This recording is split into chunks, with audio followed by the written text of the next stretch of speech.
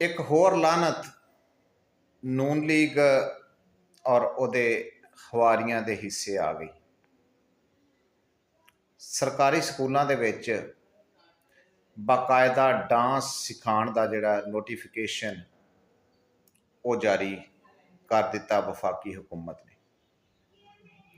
याद रहे कि कुछ अरसा पहला तक इस मुल्क के एक यहूदी एजेंट की हुकूमत सी जिन्हें निसाब दे विच सीरत उन नबी का जिहड़ा चैप्टर है वो ऐड करवाया और कुरान की तालीम जिहड़ी है वो लाजम करार दी गई।